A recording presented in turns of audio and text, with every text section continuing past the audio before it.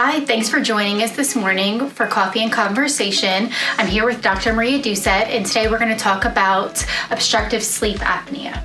So can you tell us a little bit about obstructive sleep apnea? Sure. Obstructive sleep apnea is something that is underdiagnosed because patients often don't realize the significance of the obstruction that they're experiencing at night. And one of the most common symptoms of obstruction is snoring. So it's not uncommon that I'll have a patient come in and say, I'm snoring, or the wife will say, oh, my husband is snoring.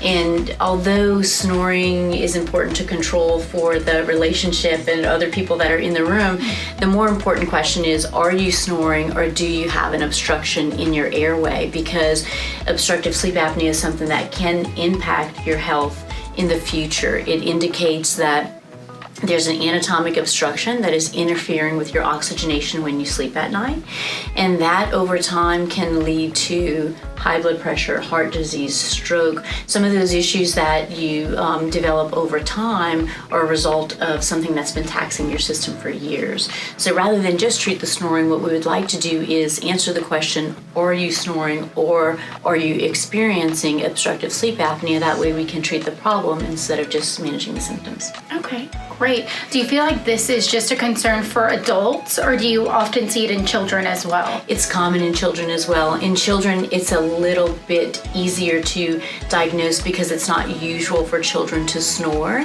And in children, it often is related to enlarged tonsils or an adenoid. So it's a little bit simpler to identify and treat in children than it is in adults. Okay, what are the treatment options for both kids and adults? So the first thing is identifying the level of the problem. So as I mentioned, are you snoring or are you having obstruction? So some of the signs of obstructive sleep apnea besides snoring include pauses in breath. It can include feeling like you're waking up gasping or choking. Many times the spouse in the room will say, oh, I have to wake up and sort of nudge them just to make sure they're still taking the next breath. Feeling daytime sleepiness is a sign that you're not resting when you're sleeping at night. Sometimes it presents as a morning headache or waking up for frequent urination, irritability, just not feeling like when you wake up you're fully rested. When you're having those symptoms, then we start to say, are you just having snoring or is something else further obstructing your airway?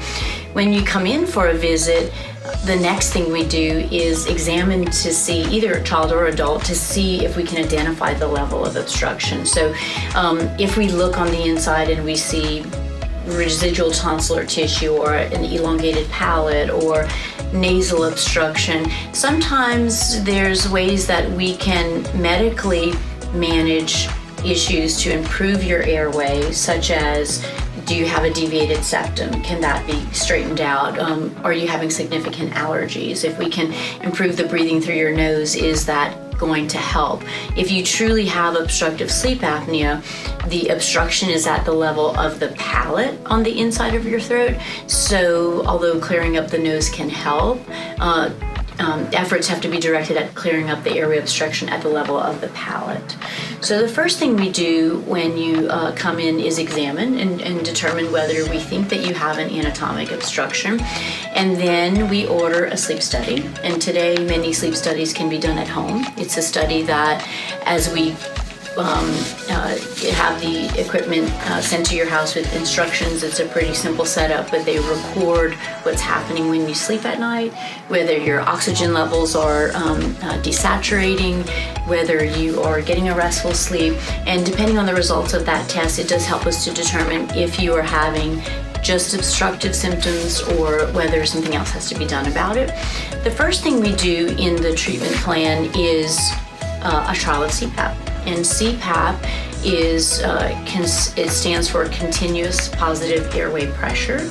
It acts as a pneumatic stent. So whether you're getting obstruction from the level of your nasal cavity or the back of your nasopharynx or your palate or your tongue is falling back, wherever the level of obstruction is, the CPAP forces that tissue forward and allows the more oxygenated air to reach your lungs more efficiently.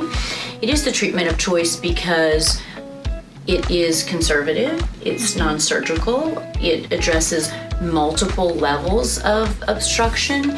It, for most patients, alleviates not only the symptoms of snoring, but we can apply objective measures to determine whether the CPAP is effectively alleviating the oxygen desaturation. So it's very, very evidence-based. One of the problems with CPAP is some people find it cumbersome and bulky to sleep with. Some people try to sleep with it and wake up with it on the floor.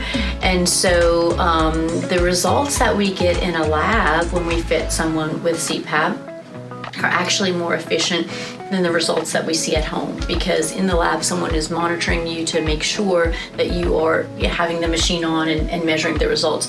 If you are at home and you don't wear it, or you wake up and it's on the floor, then it's obviously not alleviating the symptoms. So after we have a trial of CPAP, if it works for you, your symptoms improve. Snoring decreases, you feel like you have more energy, which can then prompt treatments to another level. If it doesn't work for you, or for whatever reason you can't tolerate it, there are surgeries that we then consider. The treatment of care is considered a uvulopalatal pharyngoplasty, which is where we go in and surgically trim the palate and the soft palate in order to open up the oral airway. Often any residual tonsil tissue is removed. We make sure that there's no obstruction at the level of the nose, so clearing up a deviated septum or a invertebrate hyperplasia helps.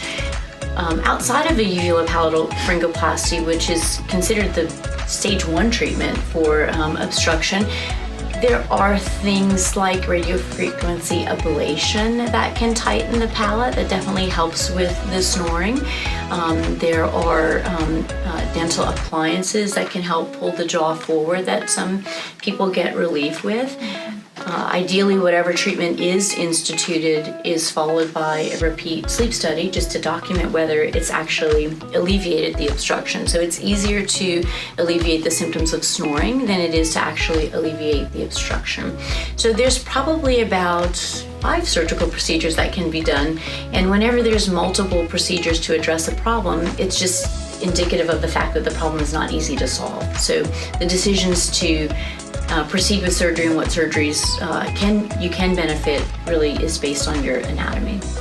Okay, well, if someone's watching this video and they're saying, I think I may have obstructive sleep apnea, or their spouse or their kid, what are some questions that they should or could ask their doctor? Their primary care physician, Sure. So there is a scale that we use, and I'm going to read from the scale because I think it is a very helpful tool. It's called the Epworth Sleepiness Scale.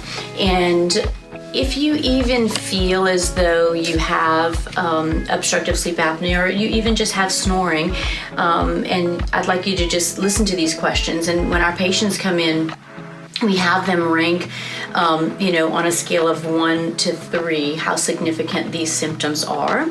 The symptoms are: how sleepy do you feel when you're sitting down or reading? How sleepy do you feel when you're watching television?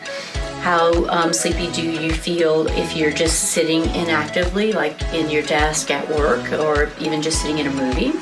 As a passenger in a car for an hour without radio stimulation conversation, does that make you sleepy? If you're lying down in the afternoon, do you fall asleep easy to take a nap? If you're sitting and talking to someone, do you get sleepy easily? If you're sitting quietly after lunch, does that make you sleepy? Or if you're in a car that stopped for a few minutes in traffic. And so, based on the way you answer these questions, the questions just prompt you to think about your daytime sleepiness. And most of us might not put this together, but excessive daytime sleepiness is an indication that you're not getting enough oxygen when you sleep at night. So depending on how you answer these questions, if you answer them significantly enough, we order the sleep study, and that gives us the evidence that we need to determine if you do indeed have obstructive sleep apnea or not. So it's an important problem that I think is underestimated. I think many people snore. I think many times the spouse is the one that's complaining, or they'll just mention it. Oh, I just wish I could get him to stop snoring, or when we go on vacation, I have to, get a separate room because the snoring keeps me awake. And it's an inconvenience to have the snoring, but more importantly, we're missing the medical problem that needs to be treated to prevent complications as time goes by. One thing that I've seen that's really interesting is the drooling. Yes. I would have never thought that could have been a symptom of obstructive sleep apnea, and I thought that was really interesting to make note of.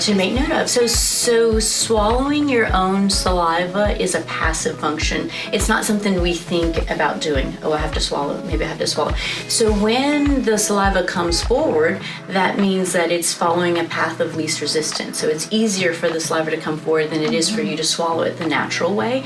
And especially in children with enlarged tonsils, when you fall asleep at night, the muscles that normally hold the tonsils out a little bit further relax. And as they relax and the tonsils come further together and block the airway in the back, it's easier for the saliva to come forward.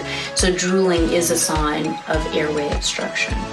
Okay. Well, I really enjoyed sitting with you today. Thanks for taking the time to inform us and give us a little bit more information. Do you have anything to say in closing? Oh, it's been a pleasure, and just trying to spread some information about obstructive sleep apnea, because many people, as I mentioned, feel the snoring is an inconvenience, but don't take it to the next step. So if you have any questions or concerns, or you snore, you have a spouse that snores, it's definitely something that you should bring to the attention of your physician. If you have any questions for us in particular, please give the office a call and we'll be happy to help.